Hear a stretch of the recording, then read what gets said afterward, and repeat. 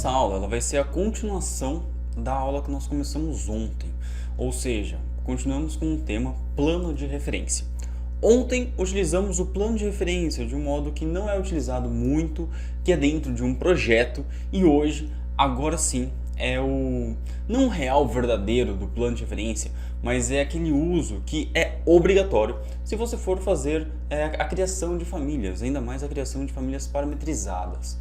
Tá? Se você exportou a família, quer fazer uma família de interiores, uma família bem renderizada, não aquela que nós clicamos, fizemos uma modificação no parâmetro e a família inteira se modifica, tá? Então não é esse uso tão básico, é um uso mais avançado na criação de família, tá bom? E novamente não vai ser utilizado nenhum template específico, apenas o Revit original com algumas famílias originais que nós vamos ver lá dentro do Revit. Então vamos ficar lá para dentro. Seguinte, eu estou aqui com o Revit 2021 e novo, abrir uma nova família.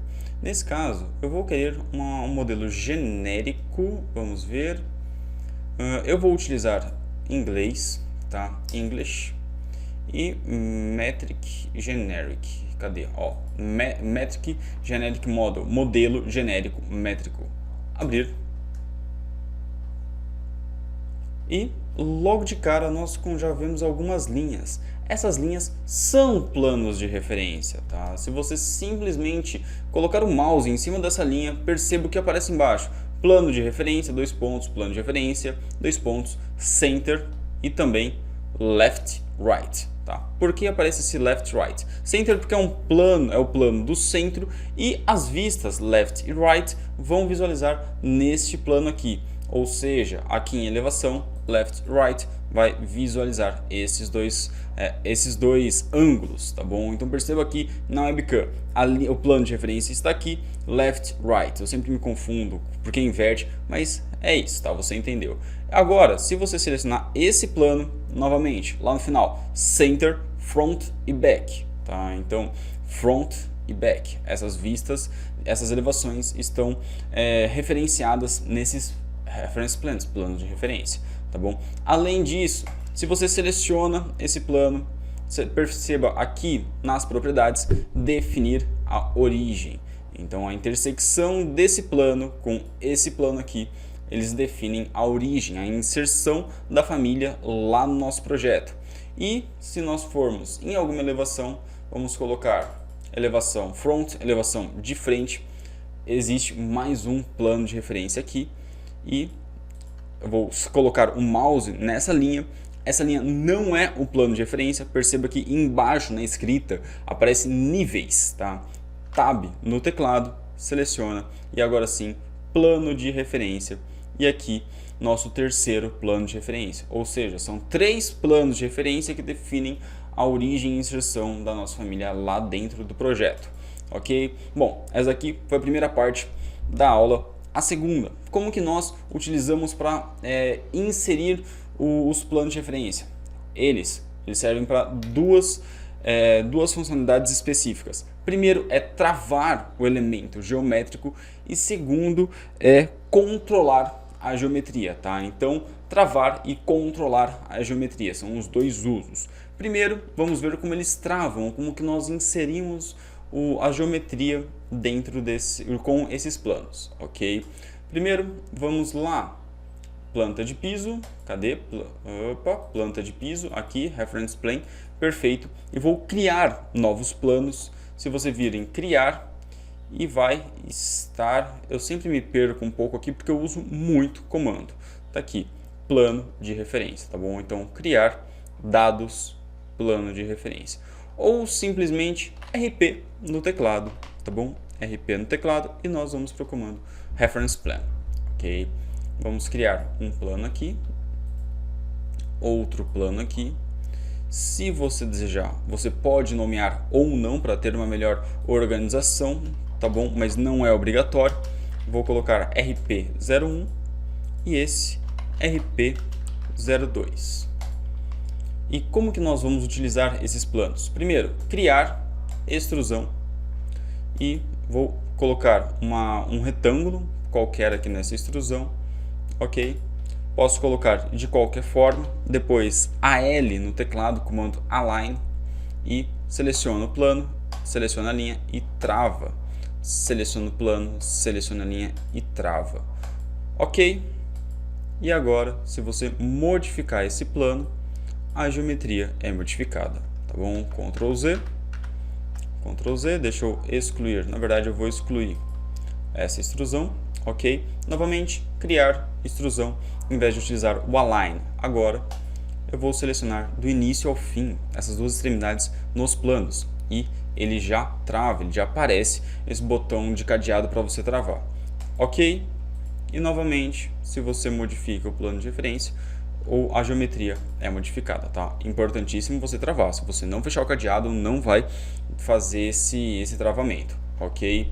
E agora, a outra forma de você inserir os elementos, vamos lá no front, tá bom? Na verdade, eu vou no left, tá? Vem aqui no left ou no right, você já vai entender o porquê. E eu não consigo ver os três planos de referência, porque eles estão todos aqui, tá bom? Se eu fechar, vou excluir os elementos.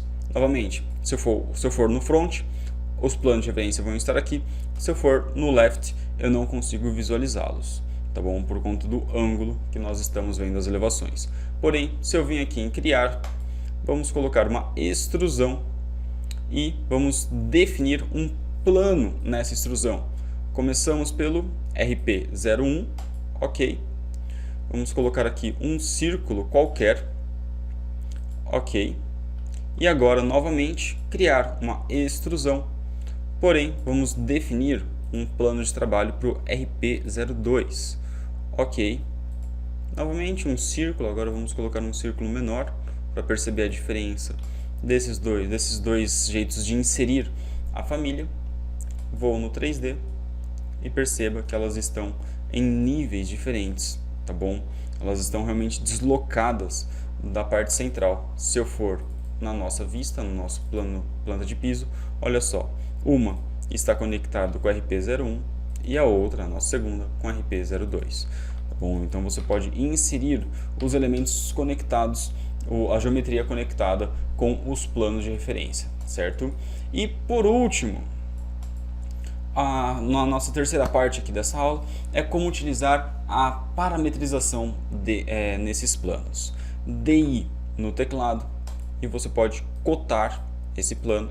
Vamos cotar esse daqui também. E agora seleciona essa cota e você vai criar um novo parâmetro, tá bom? Eu vou colocar aqui dist.rp01. Vamos colocar por instância, tá? Isso daqui eu vou fazer uma aula, eu vou até anotar aqui tipo em instância, porque é importantíssimo a gente entender qual que é a diferença entre esses dois parâmetros. Vamos colocar aqui instância, tá? Nesse caso não vai fazer diferença nenhuma. Ok. E o mesmo para a segunda cota. Criar um novo parâmetro, dist.rp02. Instância novamente. Ok. E agora conseguimos controlar esses parâmetros aqui na parte de modificar, propriedades, tipos de família, e podemos modificar aqui 500 aqui, vamos colocar 1500 do outro lado, ok, e ele foi modificado, tá bom? Só deixa eu fazer novamente aqui, olha só, agora eu coloco 1000 e aqui eu coloco, sei lá, 750, aplicar, e ele foi modificado, tá bom? Então conseguimos brincar com esses parâmetros aqui. Novamente, se eu criar uma outra extrusão, agora vamos colocar travado aqui, trava, ok. Eu vou lá no 3D e agora perceba, colocar para cá, tipos de família e vamos modificar.